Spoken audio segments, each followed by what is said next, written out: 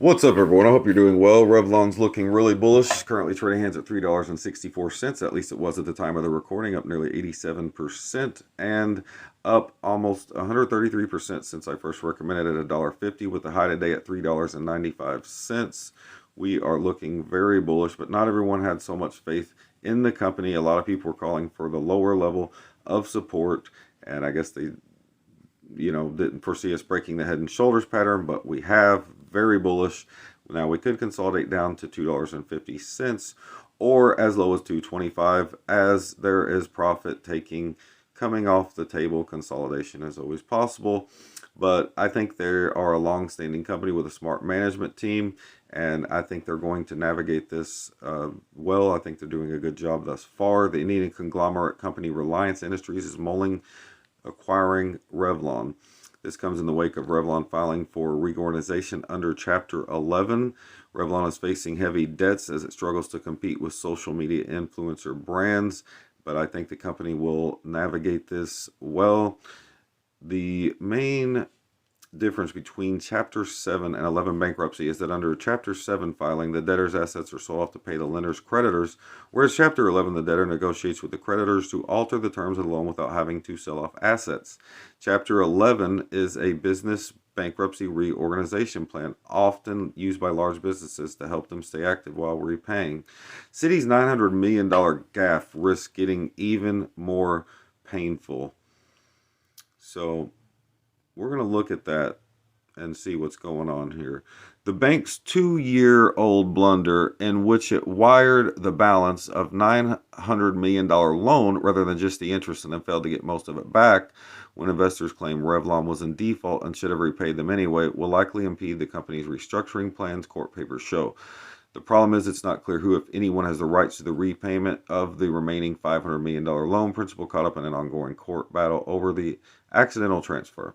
After losing the first round of the fight last year with lenders who kept the erroneous payment, Citigroup has said it assumed rights as a creditor to the troubled company, but Revlon has hinted in a regulatory filing last month and bankruptcy court filings this week that Citigroup's claim to the cash is not certain, leaving the door open for yet another head-spinning debt.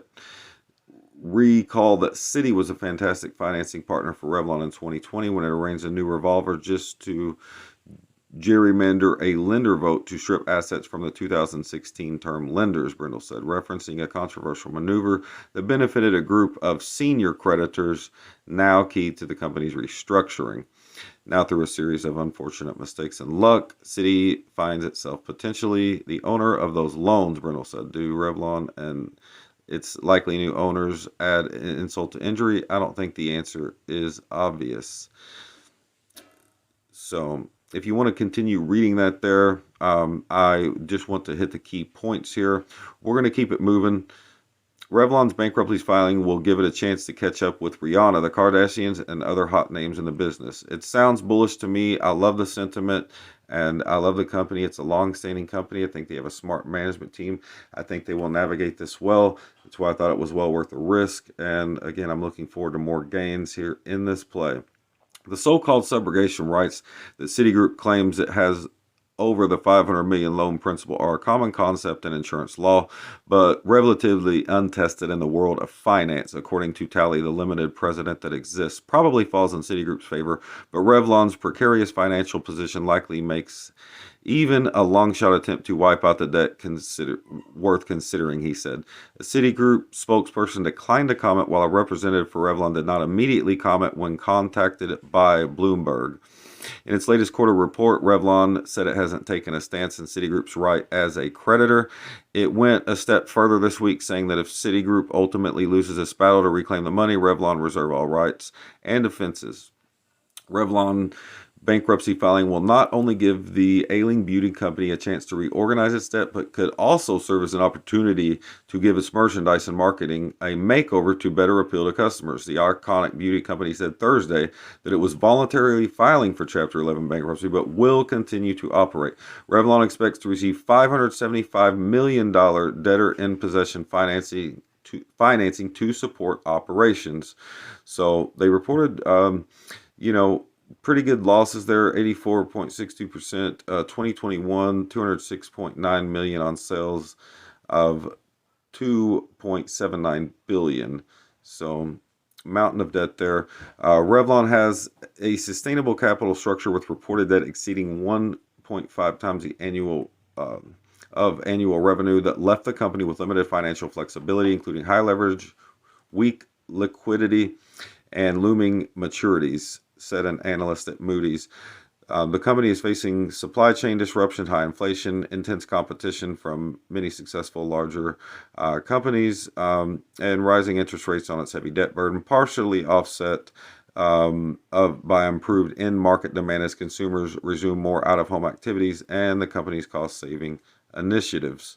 So obviously they've had some struggles here, but again, I'm confident. Consumer taste and buying habits are changing significantly, and yesterday's iconic brands will be tomorrow's nostalgic memories unless they significantly retool, become more limber financially, and align with consumer taste and purchase patterns. Against the backdrop of Revlon's heavy debt load, upstart brands are in the ascendancy, from those created by members of the Kardashian clan to luxe names such as Charlotte Tilbury.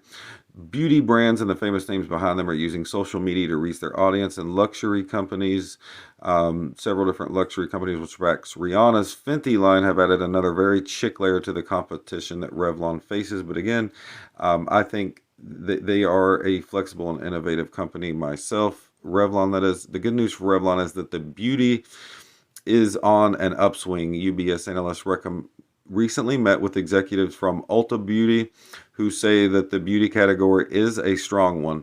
Ulta thinks that the recent surge in cosmetics has been due to more than just cabinet restocking. Rather, it is likely due part to return to socialization, USB analyst said. So management noted that the strength of the category has meant that it hasn't made sense for the leading players to re-engage in promotion. USB rates Ulta stock a buy with a $500 price target. Just throwing that out there. Let's take a look here where Revlon is down 23% for the month. So obviously there's been some consolidation. We're down about 77% for the year, and that's just an overview of the past 5 years. So again, I'm bullish. The 52-week low is $1.08. 52-week high is $17.65.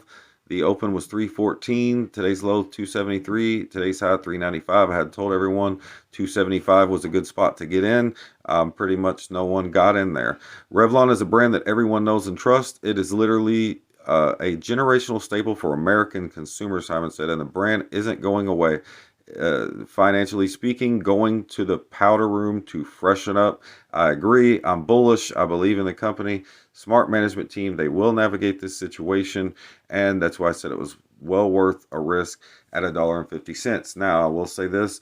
Most people I spoke to about this didn't think it made sense to invest, but it made sense to me and a few others who understood where I was coming from. Revlon to the moon. Let's go. That's where my sentiment is with this stock.